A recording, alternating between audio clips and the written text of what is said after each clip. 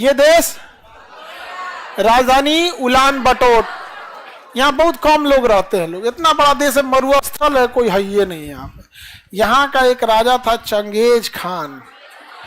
पूरी दुनिया में इससे क्रूर शासक कोई नहीं था। समझ में गया? एक बार यहाँ पे आके मिडिल ईस्ट में आके काटा था, इस एरिया में किसी को जिंदा नहीं छोड़ा था। जैसे इसकी कई गो बेटी थी सब, तो उसमें एगो बेटी का बियाह इधर किया था, तो उसके बेटी के हस्बैंड को मार दिया, मतलब इसके दमदा को कोनो मार दिया। दमाद ना हुआ जी, हाँ, तो एक दमाद को कोनो यहाँ मार दिया। ये बमक गया कौन? चंगेज। सेना लेके आया, कहा कोई जिंदा नहीं रहना चाहिए, कुत्ता तक को मारा था। जब ये काटा था ना मध्य एशिया में, तो किसी गर्भवती महिला को जब काटा था तो पेटवा काट के, सर तो काट दिया, पेटवा काट के बच्चा निकाला, उसका भी सरवा काट दिया। इससे क्रूर शासक से कोई नहीं था। और सबका जो भी उसके सैनिक सर काटते थे ना, उन सब से कहता था कि लास्ट में सर को ना ऐसे ऐसे मीनार बनाना, उसका ऐसे भाला लेना और उसमें गूंथ देना सर। समझा गया? जब उसके सैनिक रिपोर्ट देने आते थे तो कैसे रिपोर्ट देते थे? भाला में गोथ के ऐसे लेके आते थे। जिसका भाला सबसे ऊंचा उसको मिलेगा इनाम, और जिसका रह गया नीचे उसका सर काट के उसी में डाल दिया जाएगा। इतना खतरनाक कौन था? Genghis Khan. बहुत ही क्रूर शासक था। समझा कि नहीं गया? Genghis Khan.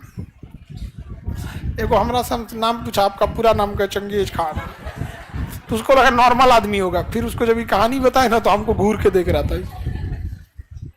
बहुत खतरनाक था चंगेज खान। चंगेज खान की इच्छा थी कि जब मरे तो जहां उसका कब्र में उसे दफनाया जाए, उस कब्र का जगह किसी को ना पता चले।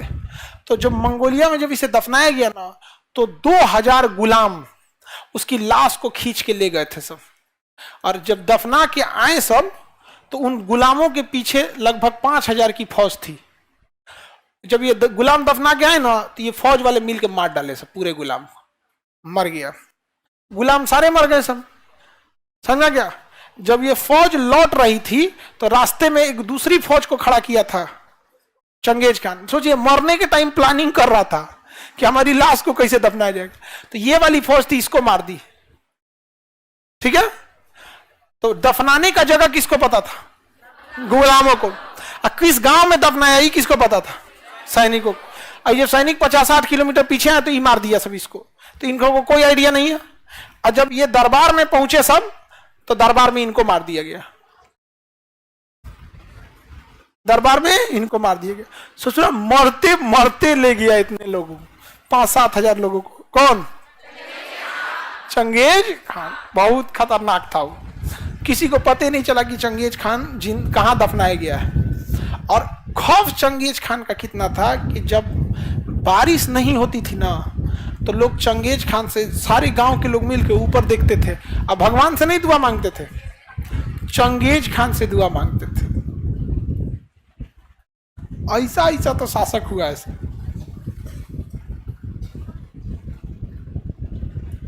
मरने के बाद भी नहीं छोड़ा। हाँ बाबू, चंगेज खान इतना जालिम कोई नहीं था।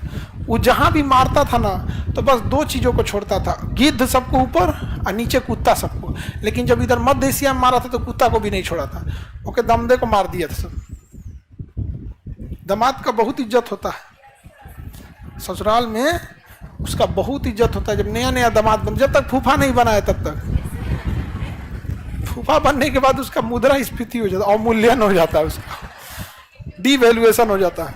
अब बूढ़ फूफा तो नोटबंदी की तरह हो जाते हैं। बूढ़ फूफा 2000 का नोट हो गए हैं, जबकि अपने समय में वो क्या रहते हैं लोग। दामाद का गजब इज्जत होता है, बाप रे। बशर्ते लव मैरिज ना हो। लव मैरिज में पीटेबो करता है सब समझ गया। और लड़की का पहिलका सबसे ज्यादा मारता है। भैया मारेगा नॉर्मल, बाप मारेगा नॉर्मल, और पहिलका बरियारे मारेगा, पजरी तोड़ देगा। चोटा कहीं कहीं बताओ तो, ये कभी लाइन में चला है, बीच में हमरा पता नहीं चला है। अब लड़की सबका तो एकदम कोई टेंशन नहीं, बस चारों ओर देख के रोना है। भाइयों को देख के अरे बाप रे पिटा गया, पहिलका को देख के तू कहां से चलो गाड़ी रो रहे हैं। इस सब चीज में बच के रहना, क्योंकि कभी लड़की सबका बयान जो इस सब चक्कर में ज्यादा नहीं पड़ना। अगर बयान दे देगी कि जब बहला फुसला के ले गए हैं लोग, तो कोर्ट मान लेता है कि इन लोग को बहलाना आसान है। तो बताइए बहला फुसला कोई लेके कैसे चल जाएगा कि चलो चलो कौआ देख लो, कौआ कौआ कौआ देख लो, चंदा मामा चलो चलो चलो, ऐसे ही ना बहला फुसला के ले जाया जाता है जी। ताज्जुब होता है कि मान लिया कैसे जाता है आप। अगर आप कोर्ट में कहिएगा कि हमको बहला फुसला के आतंकवादी बना दिया, तो जज पूछेंगे चल तुम्हारा दिमाग कहां था।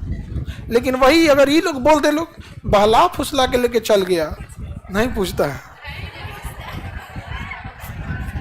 क्योंकि जज साहब को भी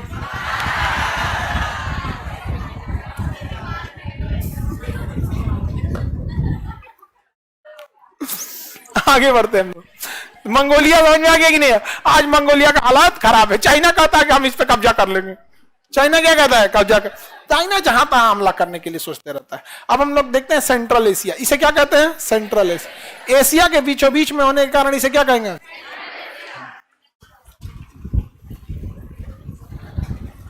हमारे गांव में एगो को जान से मार दिया गुरुजी। अरे होता है ऐसा, मार और देता है ऐसे भी सब चक्कर में नहीं। हम लोग के साथ एक लड़का बनारस का पढ़ता था, उसको ऐसे ही बतियाता था, तले उसके घर वाला लड़किया के जान गया सब, तो लड़की से फोन कराया सब कि कहो कि घर में कोई नहीं है आओ। ये बैला चल गया और ये बाप रे बाप ऐस मार मारा था सबने उसको, ऐस मार मारा था सब कि उसको टेका के हम लोग लाए थे लोग ऐसे हाथ में। कहा भाई छोड़ियो मत, चलो नहीं के जा। हम कहते गई काय खातिर रहो, तो झूठ बोलने ला लिया। बताइए यहाँ पे हाँ, एक से एक सब चक्कर में नहीं जा देने, पिटा उठा जाइएगा इसमें।